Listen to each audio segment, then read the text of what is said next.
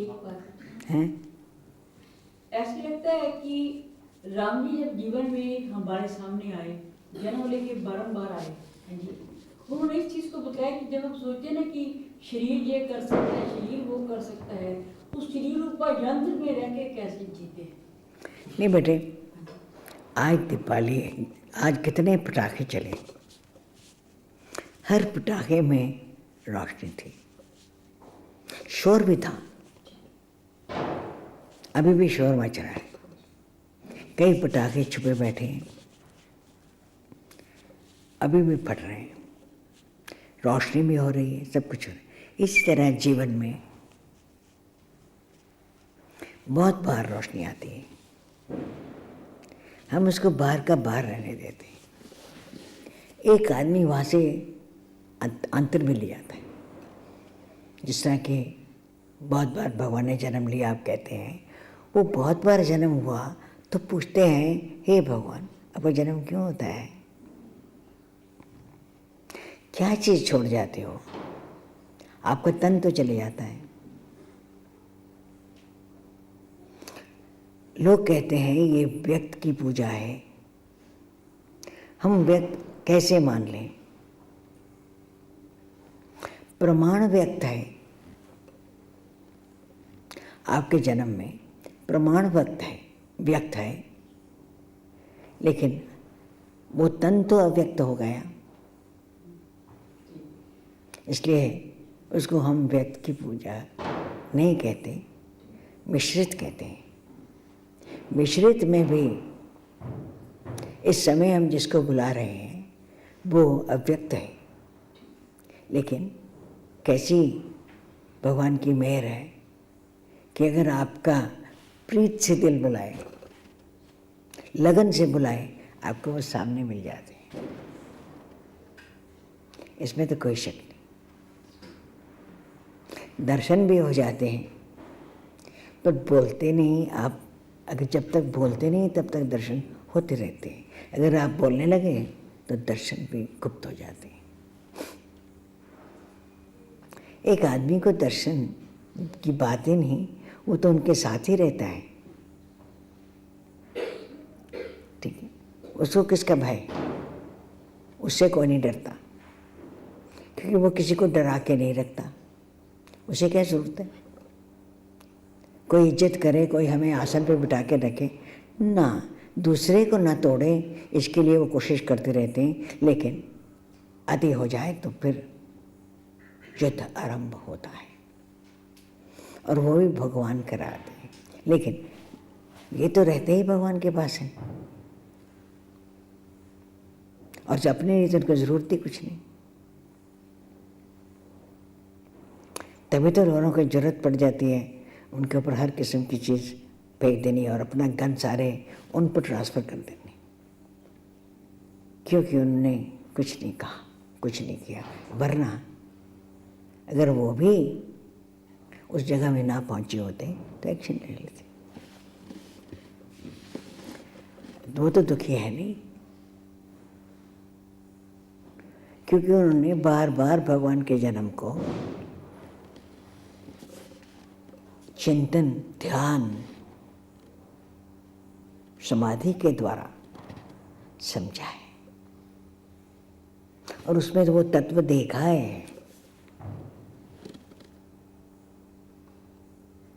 जैसे कई शास्त्रों में दिया होता है, ये जो असल तत्व है वो ऐसे होता है जैसे कि हाथ में आपने कोई चीज़ रख के देख ली, और एक बार नहीं, जितनी बार मर्जी देख लो, जिसने नहीं देखी वो बदलते रहते हैं, ऐसे लोग तो बदलते ही कभी नहीं,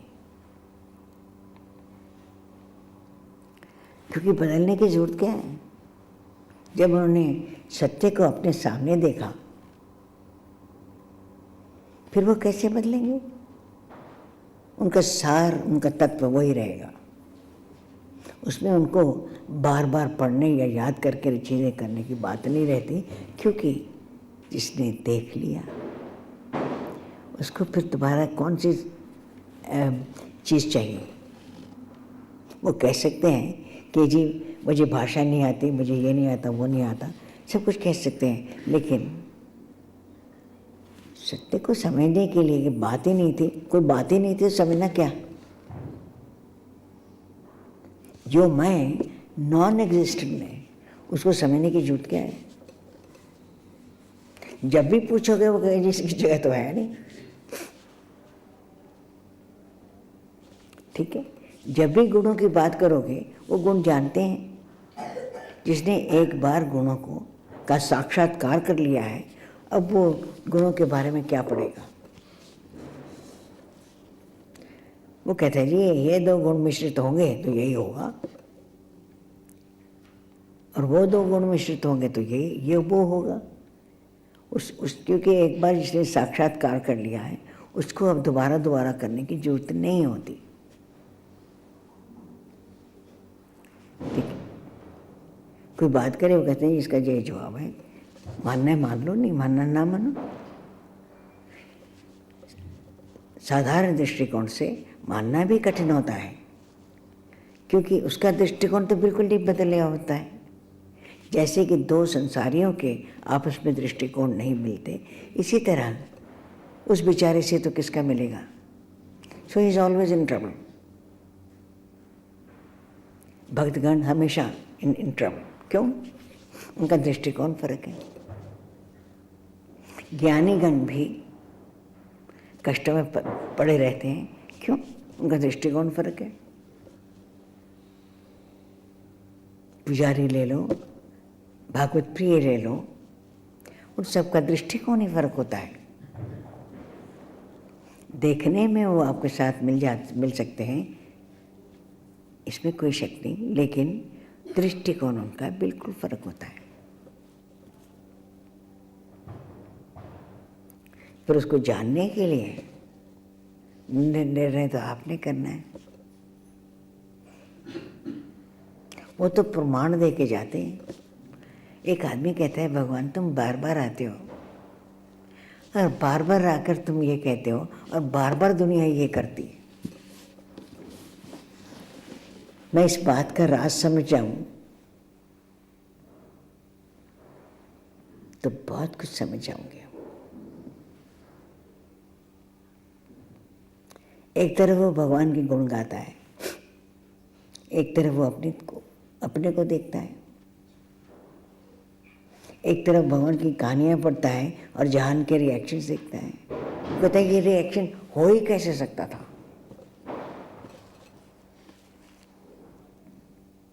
हो ही नहीं सकता था, फिर कैसे हो गया? उसने किया, उसने पढ़ा क्या है? उसने सिर्फ कहानी सुनी है। फिर वो जानता है कि ये रिएक्शन होगा ही, जरा जरा भिन्नता होगी पर ये रिएक्शंस होंगे ही। हे प्रभु, मुझे इन रिएक्शन का प्रहार का कोई फर्क नहीं पड़ता, लेकिन मैं आप पर प्रहार ना करूं। उसने बहुत दर्द देखी होती है, और अब वो दर्द का ही पुतला हो सकता है। दर्द घन, दुख घन, पर आनंद स्वरूप, जो आनंद स्वरूप होता है वो दुख घन होता है। कितनी अजीब सी बात है। सोचो तो सही।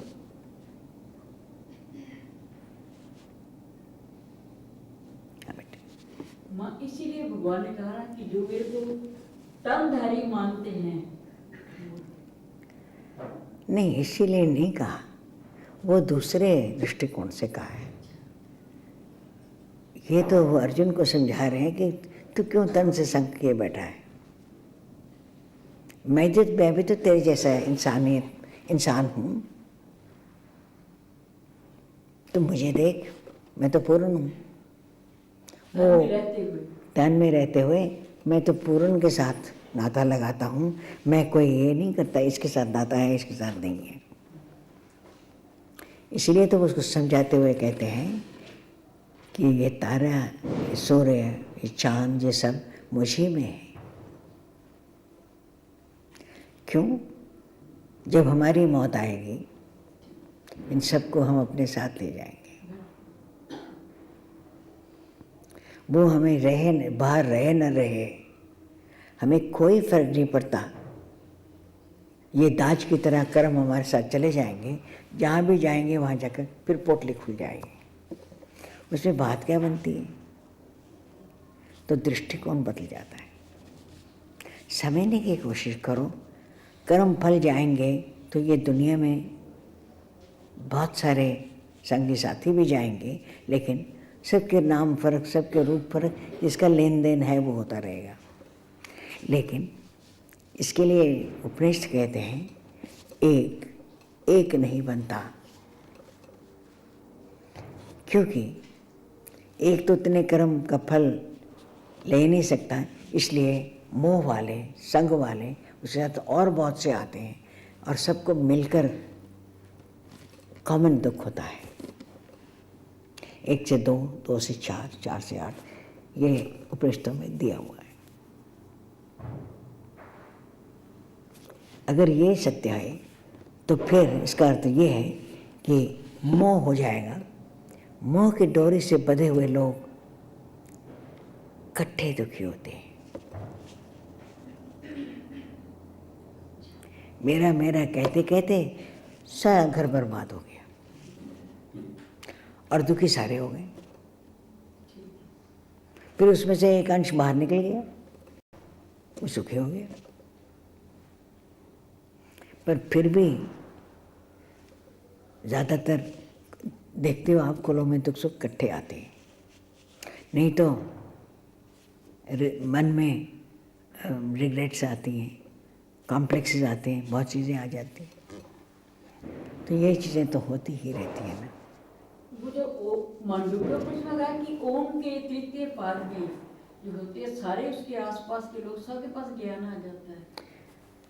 ज्ञान सबके पास आ जाता है, लेकिन जीवन में नहीं।